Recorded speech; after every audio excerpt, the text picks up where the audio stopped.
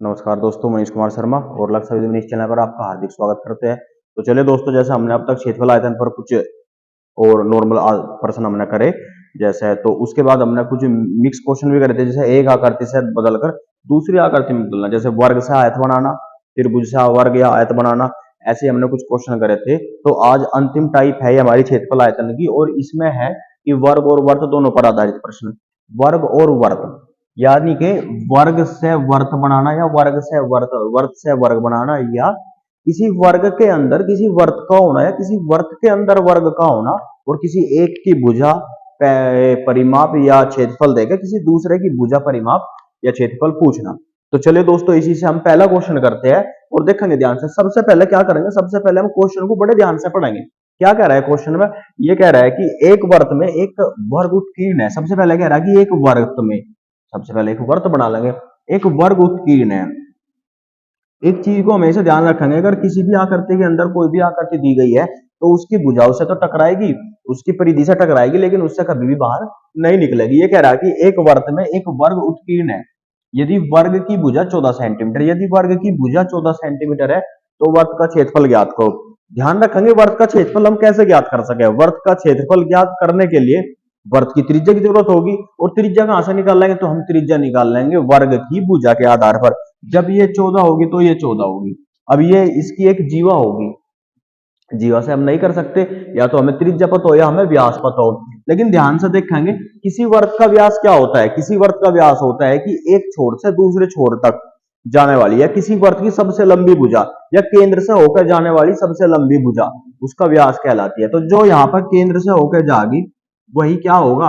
वही इसका व्यास होगा। किसका व्यास? वही वर्त का व्यास होता है, वर्त का व्यास। हम ध्यान से देख रहे होंगे, ये यहां से यहां तक एक छोर से दूसरे छोर पे जाकर मिलेगी, तो ये वर्त का व्यास है। लेकिन हम इसी में एक चीज और नोटिस करेंगे कि वर्ग के कोने से कोना मिला रही है, इसका मतलब ये वर्त का तो व्यास है, लेकिन वर्ग का विकर्ण भी है, वर्ग का विकर्ण भी है। और वर्ग का विकर्ण हमने आपको बिल्कुल पहली क्लास में बताया था। किसी का वर्ग, किसी का विकर्ण, किसी की भुजा निकालनी तो कैसे निकालनी? वर्ग का विकर्ण होता है भुजा गुणा √2। भुजा है हमारी 14, तो वर्ग का विकर्ण 14 √2। और जब इसका विकर्ण 14 √2 है तो इसका मतलब वर्त का व्यास, और वर्त का व्यास होता है 2r। 2r का मतलब 2r बराबर 14 √2, तो 2 से 2 काट लेंगे, r बराबर 7 √2। ये आ गया हमारा आर का मान। और आर का मतलब हमारी त्रिज्या निकल के आ गई। जब हमारी त्रिज्या निकल के आ गई तो क्षेत्रफल निकालने में तो कोई दिक्कत ही नहीं है।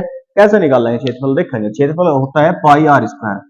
पाई आर स्क्वायर, पाई का मान 22/7 गुना आर का मान 7 √2 गुना वर्ग है तो 2 बार गुना करेंगे, सॉरी 7 √2। 7 से 7 काट लेंगे, और √2 की जब √2 में गुणा करेंगे तो 2, और 7 में गुणा करेंगे तो 14, तो 22 गुणा 14 गुणा कर लेंगे दोनों की। 14 दूनी 28 का 8 का 80 लगे 2, 14 दूनी 28 और 2 30, तो 308 वर्ग सेंटीमीटर वर्त का क्षेत्रफल होगा 308। एक बार और गौर करेंगे इसी पर, हमने निकालना कैसे है। सबसे पहले हमें दिया गया कि एक वर्त में एक वर्ग उत्कीर्ण है, यानी कि एक वर्त के अंदर एक वर्ग दिया गया। उसके बाद कह रहा कि यदि वर्ग की भुजा 14 सेंटीमीटर, वर्ग की भुजा 14 है तो इसका विकर्ण कितना होगा? 14 √2, और जो इसका विकर्ण होगा वही इसका व्यास होगा।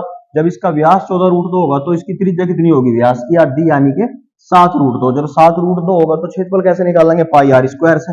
पाई आर स्क्वायर का मतलब पाई आर स्क्वायर, आर की 2 बार गुना, 7 से 7 कटेगा, √2 की √2 में, तो 22 गुना 14 308। ये था हमारा पहला प्रश्न। ठीक है, चलो दोस्तों दूसरा प्रश्न करते हैं। चलो दोस्तों देखते हैं क्वेश्चन दोबारा। ये कह रहा है कि 6 √2 सेंटीमीटर विकर्ण वाले वर्ग में वर्ग का क्षेत्रफल ज्ञात करो। वर्ग का क्षेत्रफल ज्ञात करना, जितना कहा गया कि सबसे पहले तो नहीं करेंगे 6 √2 विकर्ण वाले वर्ग, तो विकर्ण एक वर्ग बना लेंगे 6 √2 भुजा का। इसके अंदर एक वर्त है, वर्त का हमें क्षेत्रफल ज्ञात करना। ये इसके अंदर एक वर्त है, तो वर्त का क्षेत्रफल ज्ञात करने के लिए सबसे पहले वर्त की हमें त्रिज्या ज्ञात करनी पड़ेगी। जब इसका विकर्ण 6 √2 है तो इसकी भुजा कितनी होगी? तो भुजा होगी इसकी 6। कैसे? अभी बताया था कि वर्ग का विकर्ण बराबर, इसके लिए हमारी पहली क्लास देखना, वर्ग का विकर्ण बराबर होता है भुजा √2, और विकर्ण दिया गया है 6 √2। बराबर ए रूट 2 से रूट 2 तो भुजा बराबर 6। जब हमारी भुजा 6 बचेगी, ध्यान से देखेंगे एक बार, इसकी भुजा इसके व्यास के बराबर होगी। वर्ग की भुजा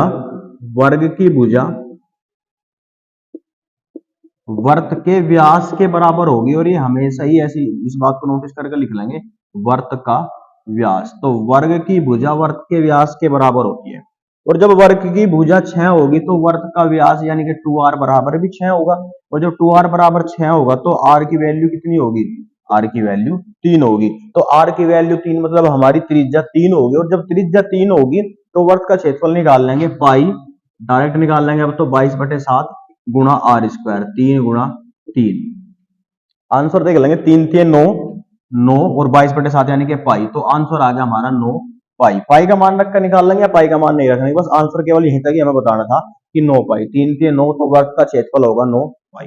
समझेंगे कैसा करा हमने, कह रहा है कि 6√2 विकर्ण, जिस वर्ग का विकर्ण 6√2 होगा, सबसे पहले इसकी भुजा निकाल लेंगे, तो इसकी भुजा होगी हमारी 6। और अगर हमारे वर्ग के अंदर कोई वर्त है तो वर्ग की भुजा के बराबर वर्त का व्यास होगा, ये हमेशा नोट करके रखने बात की। तो वर्ग की भुजा 6 है तो इसका व्यास भी 6 होगा, 2r बराबर, और जब 2r बराबर 6 है तो r बराबर 3, r का मतलब त्रिज्या जब 3 आ गई तो पाई r स्क्वायर, r मतलब 3 का स्क्वायर, 3 3 9 पाई, आंसर होगा हमारा 9 पाई। चलो दोस्तों अगला क्वेश्चन करते हैं। और कह रहा है कि एक वर्ग के अंतर्वर्त और परिवर्त के क्षेत्रफल का अनुपात ज्ञात करो। क्वेश्चन को बड़े ध्यान से समझेंगे। देखो, जब भी कभी ऐसी कंडीशन मिलेगी, ऐसा कोई हमें क्वेश्चन मिलेगा, तो एक बार इस क्वेश्चन को समझ लो, ऐसा क्वेश्चन बार बार आओगे, कभी इनकी भुजाओं से त्रिज्याओं से होगा, कभी इनके क्षेत्रफल से होगा। ये कह रहा है एक वर्ग, तो सबसे पहले एक वर्ग हम बना लेंगे, केवल ये समझेंगे कि इसके साथ बात क्या हुई। एक वर्ग के अंतर्वर्त या वर्ग के अंदर कोई वर्त अगर बनाया गया, एक वर्ग के अंतर्वर्त और परिवर्त, एक वर्ग के अंतर्वर्त और परिवर्त के क्षेत्रफल का अनुपात कैसा करेंगे। क्वेश्चन ये कह रहा है कि एक वर्ग के अंतर्वर्त, सबसे पहले वर्ग की भुजा देख लेंगे, कुछ भी मान लो, कुछ भी मतलब ए मान लेंगे, वर्ग की भुजा हमारी ए आ गई, और जब वर्ग की भुजा ए आ गई तो यहां से यहां तक 2a मान लो, चलो भाई 2a में क्या है, जो हाफ करेंगे, हाफ करने में कोई प्रॉब्लम नहीं होगी, या ए मान लेंगे, उससे कोई दिक्कत नहीं, ए ले लो या 2a ले लो, कोई कंफ्यूजन नहीं है भाई।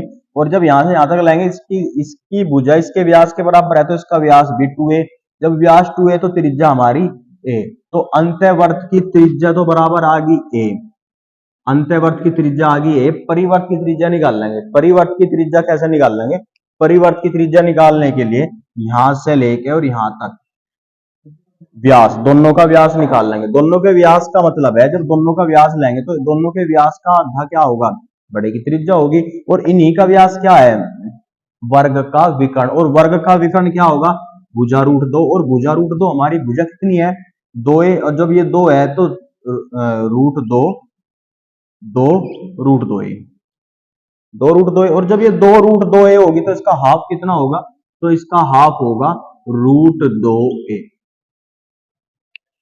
बिल्कुल ध्यान से समझेंगे इसी पॉइंट को, अगर ये पॉइंट हमने समझ लिया तो हमारा क्वेश्चन क्लियर हो जाएगा। कैसे, ये कह रहा है कि एक वर्ग के अंदर वर्त है और एक इसके बाहर वर्त है, इसकी भुजा हमने 2a मान ली, जब इसकी भुजा 2a होगी तो इसकी भुजा 2a ऐसा है, इसका व्यास 2a, और जब इसका व्यास 2a तो त्रिज्या a, जब इसकी भुजा 2a है तो विकर्ण कितना होगा, √2 2a, या 2√2a, 2√2a, जब 2√2a है, इसका व्यास तो इसकी त्रिज्या कितनी होगी, इसकी आधी यानी कि √2a।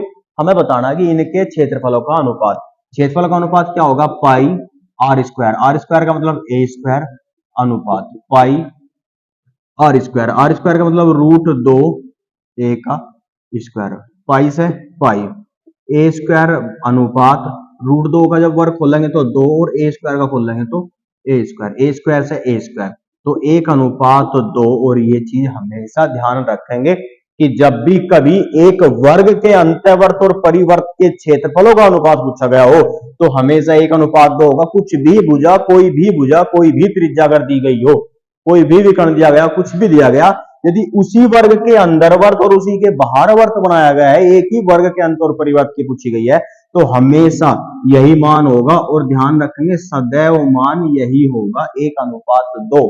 एक क्वेश्चन आपको ऐसे ही त्रिज्याओं से मिलेगा, त्रिज्या से भी क्वेश्चन एक करेंगे। तो चलो अगला प्रश्न लेते हैं।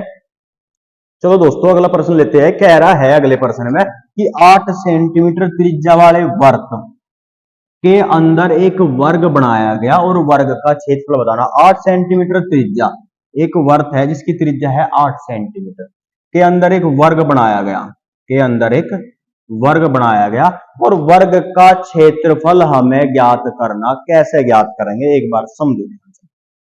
त्रिज्या 8 सेंटीमीटर, तो व्यास 8 और 8, व्यास होगा हमारा 16 सेंटीमीटर।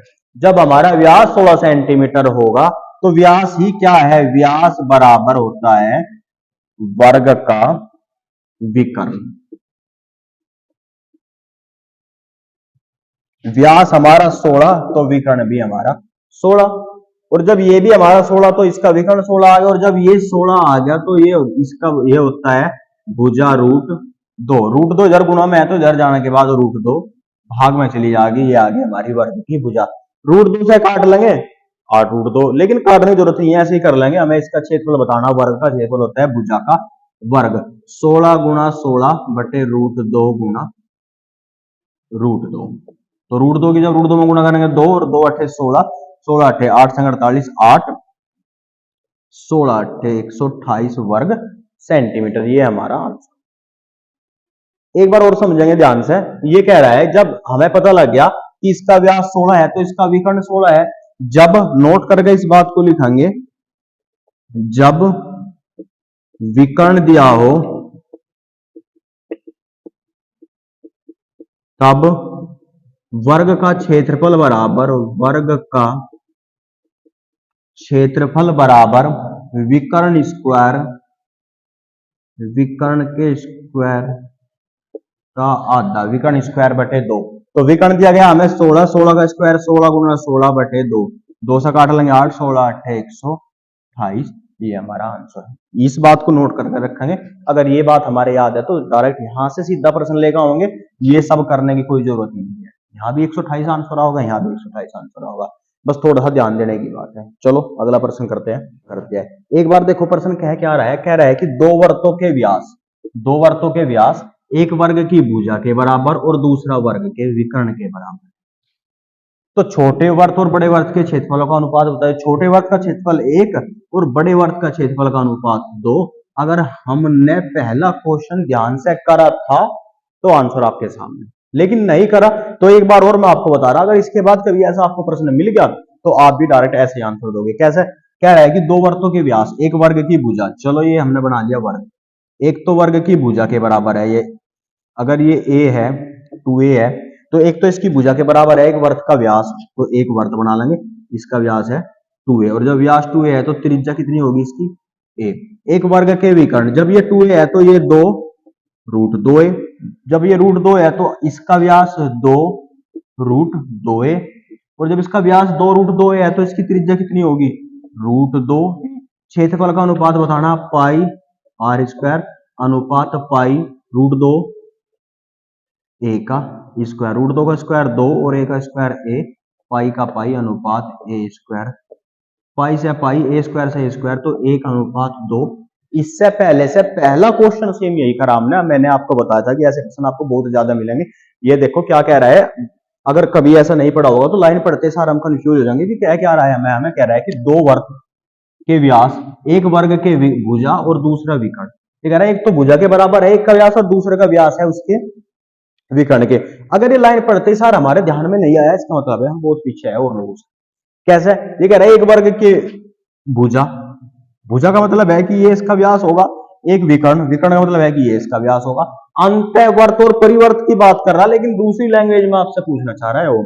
अगर आप बस केवल इतना ध्यान रखो तो चलो ठीक है दोस्तों, तो ऐसे ही आप और ज्यादा प्रैक्टिस करते रहो तो आपको ऐसी कोई परेशानी नहीं होगी। अगला प्रश्न और करते हैं, अगला प्रश्न करते हैं। देखो अगर हमने थोड़ा सा ध्यान दिया होगा, क्या कह रहा है, एक वर्ग के अंतःत्रिज्या और परित्रिज्या का अनुपात, वर्ग की बात कर रहा। अब की बार अगर मैं आपको डायरेक्ट आंसर बताऊं तो 1 अनुपात √2 होगा, लेकिन कैसे निकाल के बताओगे, और जब हम निकाल के आपको बता देंगे अगर आप थोड़ा सा ध्यान दोगे तो आप भी ऐसे ही आंसर दोगे। चलो करते हैं। ये कह रहा है एक वर्ग की अंतःत्रिज्या, ये वर्ग और इसकी वही भुजा हमने 2a मान ली, और जब इसकी हमने भुजा 2a मान ली तो इसके अंदर वर्त है ये भी 2a, और जब ये 2a है तो इसकी त्रिज्या हाफ से यानी कि a। एक इसके परिवर्त की बात कर रहे हैं यानी कि ये, तो ये होगी 2√2a, और जब 2√2a होगी तो इसकी त्रिज्या कितनी होगी, √2a। तो त्रिज्या लिख लेंगे, त्रिज्या का अनुपात बताना a अनुपात √2a। ए से ए कट गया, 1/√2। जो इससे पहला क्वेश्चन करा बिल्कुल सेम यही था, इन्हीं का क्षेत्रफल पूछा गया था। कैसे, अगर हमारे वो प्रश्न याद है तो इनके क्षेत्रफल क्या थे, उनका क्षेत्रफल आया था हमारा 1/2। और क्षेत्रफल क्या होता है, भुजा पाई आर स्क्वायर। ये आर स्क्वायर की वैल्यू 1 है और यहाँ आर स्क्वायर की वैल्यू 2 है। केवल आर की वैल्यू बतानी है, यानी कि वर्गमूल ले लेंगे, 1 का वर्गमूल 1 और 2 का वर्गमूल √2। तो ऐसा हमारा डायरेक्ट प्रश्न आएगा। होगा कब ऐसे, जब बहुत ज्यादा आप प्रैक्टिस करेंगे। यूपी पुलिस री एग्जाम को लेकर अगर मैं आपको बताऊं तो प्रैक्टिस से बढ़िया कुछ नहीं है, क्योंकि जिसने यूपी पुलिस का एग्जाम दिया था वो उस टाइम भी तैयारी में था और बहुत अच्छी तैयारी में था, बीच में तैयारी छोड़ दी। अगर लगातार प्रैक्टिस चल रही होगी तो बहुत अच्छा पेपर उसका जाएगा, उसका सिलेक्शन कोई नहीं रोक पाएगा। जिसने पहले पेपर दे दिया उसे पता लगा कि पेपर कैसा मिलेगा, कैसे प्रश्न मिलेंगे और कितना टाइम मिलेगा, कैसे उसे मैनेज करना। तो टाइम को मैनेज करने के लिए यहाँ से क्वेश्चन चलेगा, यहाँ से ऐसे घूम फिर कर ना आते हुए यहाँ से डायरेक्ट हम यहाँ आ सके। लेकिन ये यहाँ से यहाँ आने के बीच का जो टाइम है, इसी वजह से आपको ये बीच का टाइम दिया गया कि आपका पेपर जो है अभी 2-4 महीने बाद होगा। और पेपर 2-4 महीने बाद का मतलब यह है कि आने वाले 2 महीने में कभी भी आपका पेपर हो सकता है। तो ठीक है दोस्तों, अगला प्रश्न और करते हैं। चलो दोस्तों, आज की क्लास का अंतिम प्रश्न करते हैं और इसके बाद क्षेत्रफल आयतन से आपका कोई और प्रश्न नहीं बचेगा। आप अगर यूपी पुलिस का एग्जाम देने के लिए जा रहे हो या रेलवे में आरपीएफ ग्रुप डी का एग्जाम देने के लिए जा रहे हो और क्षेत्रफल आयतन में आपने इतना सब कुछ पढ़ के और प्रैक्टिस कर ली, तो आपको सच में यहाँ से कोई आपका क्वेश्चन नहीं बचेगा। जितने बेसिक कंसेप्ट था मैंने सारा का सारा आपको क्लियर करा दिया। अब अगर हम इससे और हार्ड क्वेश्चन भी कराते रहेंगे, आप देखते रहोगे, उसका फायदा तब तक नहीं होने का जब तक आप क्वेश्चन को खुद से नहीं करोगे। तो चलो, ये अंतिम प्रश्न है, इसे करते हैं। और ये कह रहा है कि एक वर्ग के अंतर्गत एक वर्ग ये कहा गया, ये हमने बना लिया की भुजा 9√2 है, इसकी भुजा है 9√2। तो वर्त की परिधि हमें ज्ञात करनी। अब वर्त की परिधि ज्ञात करने के लिए त्रिज्या की आवश्यकता होगी। जब त्रिज्या की आवश्यकता होगी तो पहले इसके व्यास की आवश्यकता होगी और इसका व्यास इसके विकर्ण के बराबर होगा। जब ये 9√2 है तो ये भी इसका √2 गुना होगा, तो 9√2 गुना √2 तो 9 दूनी 18, ये 18 आ गई। और जब इसका व्यास 18 आ गया तो इसकी त्रिज्या कितनी होगी, त्रिज्या होगी इसकी 9। और इसका परिमाप या परिधि होती है हमारी 2πr। 2 का मतलब 2 गुना पाई 22/7 और गुना r 9। 9 दूनी 18, या तो हम लिख सकते हैं 18 पाई। अगर पूरा ये हमें आंसर बताना तो 18 गुना 22, 18 दूनी 36, 6 18 दूनी 36 और 6 42, 426/7 ये हमारा आंसर होगा। और अगर आगे लेके चलना है तो 7 6 42, जीरो चलते नहीं, लगा दे पॉइंट, और 7 8 56 लगभग। ये था हमारा अंतिम प्रश्न। जब भी ऐसा कोई प्रश्न मिलेगा तो आंसर केवल आपको यहीं तक ही देना, यही ऑप्शन मिलेगा 18 पाई। बस इतना आपको बताना था दोस्तों। अभी भी सावधान हो जाओ, अगर आप अब से भी पढ़ना शुरू नहीं कर रहे तो इसका मतलब है आप भर्ती से बहुत पीछे हटते जा रहे। लेकिन अगर आपने आज से भी पढ़ना शुरू कर दिया तो जितने बच्चे और भी तैयारी कर रहे हैं आप उन सबसे आगे निकल सकते हैं। बहुत बच्चे ऐसे हैं जो बहुत पहले से पढ़ते आ रहे हैं और वे सब कुछ ये सोच के बैठे हुए हैं कि हमारा तो हो गया और हमसे तो कुछ बचने का नहीं। अच्छी बात है अगर ऐसा हो, लेकिन जो बच्चा लगातार पढ़ता जा रहा है उसका अगर कम भी आ रहा है वो उससे फिर भी ज्यादा कर जाएगा। ओवर कॉन्फिडेंस मत होना। तो जितना भी आपका सिलेबस है, सिलेबस के हिसाब से थोड़ा थोड़ा करके अगर आप पढ़ गए उसका रिवीजन करोगे, थोड़ा थोड़ा पढ़ गए उसका रिवीजन ज्यादा करोगे, वो ज्यादा बढ़िया है। ज्यादा पढ़ गए छोड़ दोगे वो इतना ज्यादा बढ़िया नहीं है। तो ठीक है दोस्तों, मिलते हैं इसके बाद इससे अगली क्लास में और अगले चैप्टर के साथ। ठीक है दोस्तों, धन्यवाद।